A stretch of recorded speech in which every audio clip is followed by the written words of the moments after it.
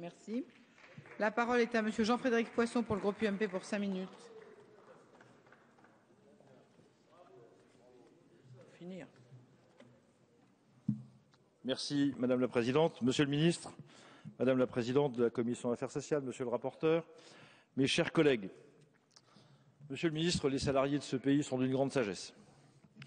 Ils ont permis que soient comptabilisés et publiés il y a quelques jours, en tout cas vos services pour la publication, les résultats de la représentativité des organisations syndicales. Et ça tombe bien. Les deux syndicats signataires de la position commune pour la loi du 20 août 2008 représentent 52% des salariés. Les 5 organisations syndicales conservent leurs prérogatives de représentativité. Personne ne disparaît. Les 3 signataires de l'accord national interprofessionnel de janvier sont majoritaires à E3 versus les 2 autres. Et finalement, tout le monde est content. C'est merveilleux et je suis heureux, depuis cette tribune, de voir que finalement les craintes exprimées par un certain nombre de personnes à propos de la pertinence de la loi du 20 août étaient finalement infondées. Et je suis heureux de la saluer d'ici pour y avoir un petit peu participé il y a quelques années. Et Monsieur le Ministre, ce n'est pas la première fois, cher Monsieur Paul le disait tout à l'heure, pas tout à fait dans les mêmes termes, ce n'est pas tout à fait la première fois que le Parlement est saisi d'accords nationaux interprofessionnels ou de positions communes. C'est la 14e que s'appliquent les dispositions de la loi du 31 janvier 2007, dite loi Larcher.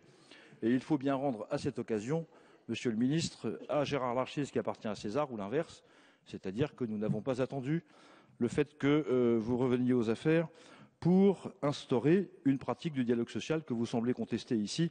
Je rappelle simplement que, historiquement, ces dispositions ont été incluses dans la loi par notre majorité en 2007 et il faut rendre cette justice à ses auteurs.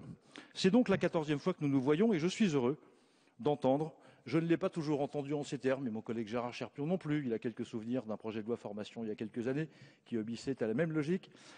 Je n'ai pas toujours entendu de la part des bancs de l'actuelle majorité un discours aussi clair sur la répartition des prérogatives entre le Parlement et les accords entre les partenaires sociaux. J'ai même souvenir d'une certaine forme de contestation sur la possibilité même du Parlement de modifier un certain nombre de dispositions des 10 accords.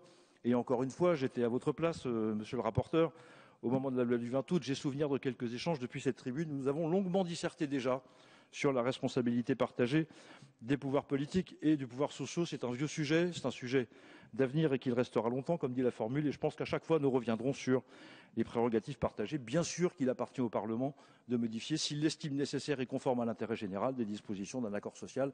C'est ainsi que fonctionne la hiérarchie des responsabilités dans notre pays.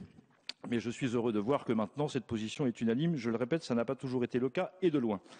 Premier élément, l'accord, Monsieur le Ministre, que vous présentez ou que vous prétendez retranscrire dans votre projet de loi comporte effectivement des modifications substantielles par rapport à l'accord national interprofessionnel, ce qui nous conduira à exposer un certain nombre de critiques, mais nos collègues du Front de gauche ayant eu la bonté de nous éclairer par plus de 4500 amendements, nous aurons largement le temps de discuter dans le détail au moment des discussions. Il reste que 3 sujets de fond, à mon sens, qui ne sont pas abordés ni dans l'accord, du reste, et encore moins dans le projet de loi.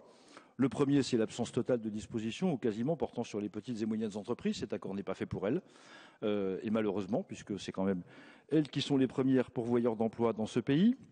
Le deuxième, c'est l'ensemble des questions posées par l'article 1er sur la fameuse clause de désignation, qui représente une des modifications importantes apportées par votre texte aux dispositions de l'accord. Et nous avons déposé avec quelques collègues un amendement portant particulièrement sur la situation des branches professionnelles qui ont des caisses autonomes de prévoyance, sur lesquelles, effectivement, l'articulation de l'article 1er fait peser un risque de fragilisation exagéré et pour ces caisses et pour les salariés. Troisième point, les dispositions sur le temps partiel nous semblent de nature à remettre assez gravement en cause toute l'économie des services à la personne et à mettre en danger beaucoup de salariés sous couvert de leur permettre d'obtenir des garanties supplémentaires qui seront examinées dans le détail, mais à la fin du compte, l'architecture que vous proposez en termes de temps de travail conduira sans doute un certain nombre de ces salariés à produire des arbitrages ou de leurs employeurs à faire des arbitrages qui seront à la baisse par rapport à leur temps de travail actuel. Voilà, pour toutes ces raisons, Monsieur le Ministre, nous attendons avec grande impatience le déroulement de ces débats et avec une grande attention, nous y participerons en étant, encore une fois, largement éclairés, pour partie au moins, par l'ensemble des amendements déposés. Je vous remercie.